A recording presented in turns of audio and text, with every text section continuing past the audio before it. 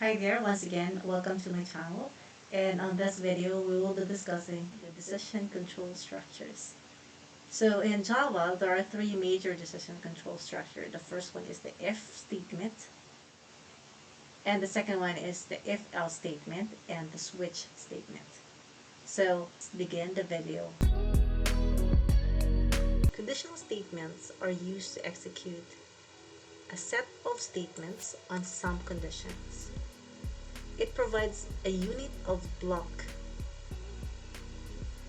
in which we can either have one statement or more than one statement. If the given condition happens to be true, then the set of statements are executed. Otherwise, body is skipped. So in this example of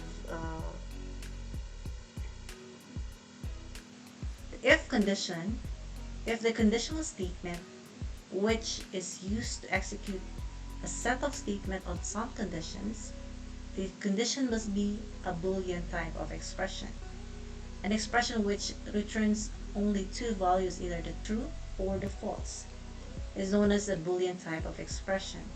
So if the condition is true, then the block of Java statements inside the curly braces, this one and this one, will be executed.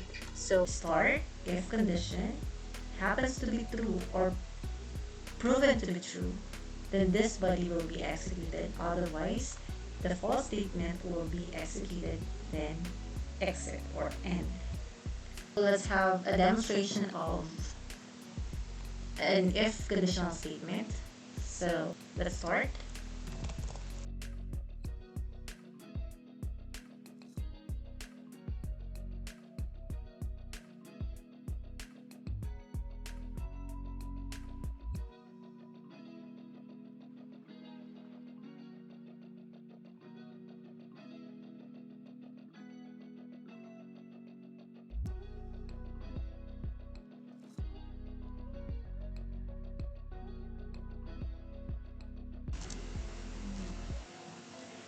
If age, we use the variable. So this is the syntax. If age 18, we could have here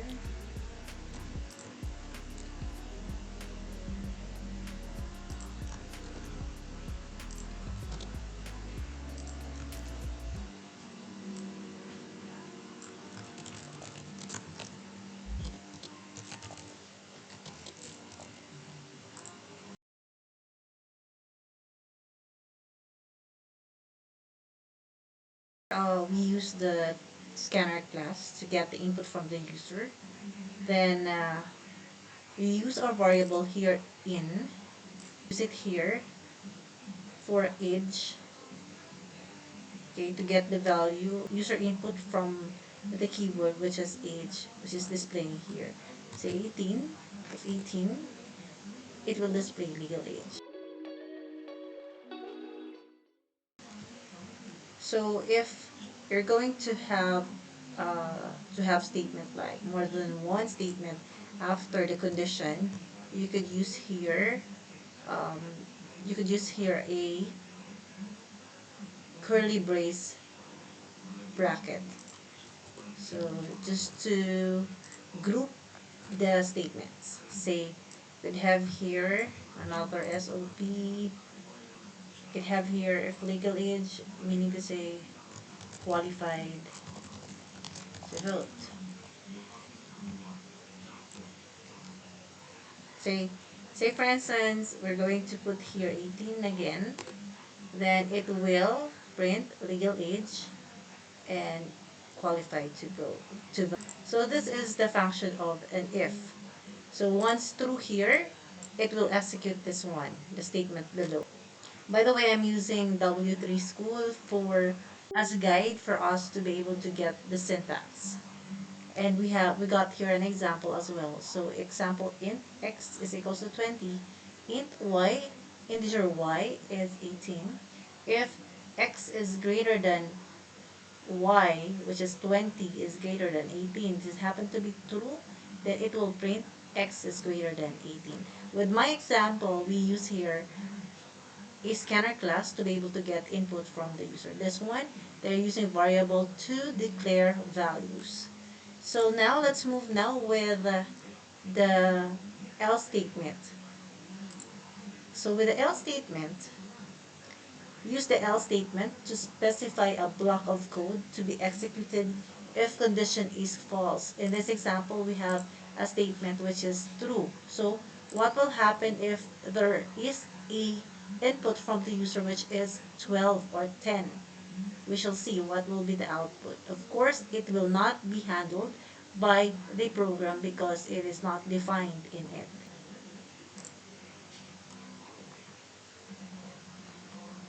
Okay, say 10, the age is 10.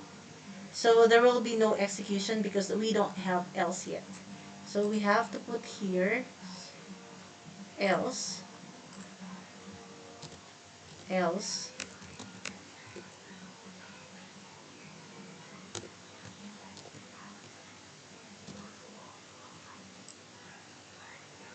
what are we going to display here for else? You are not 18-year-old.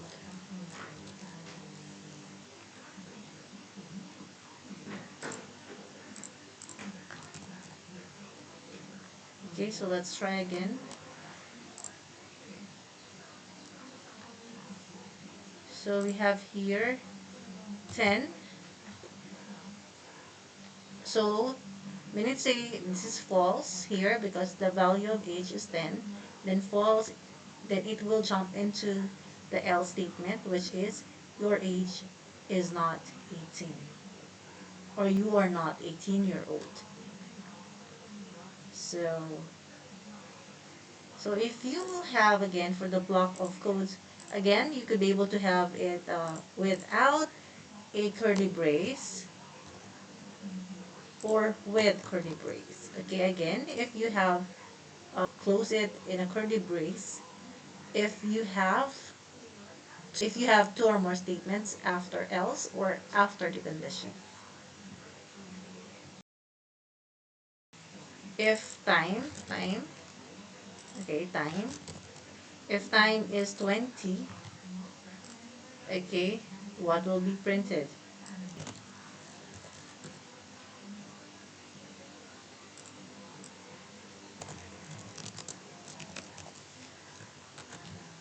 Okay, else if not equals to 20,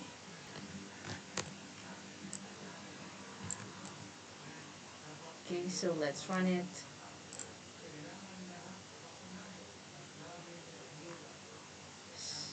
Time variable to, we change age to time, then we need to have here change also for, there should be congruency of variable names.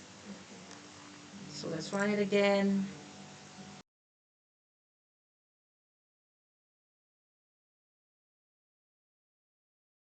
The demonstration ends here. By the way, on the next video, we will be discussing, or I will be discussing the else if statement.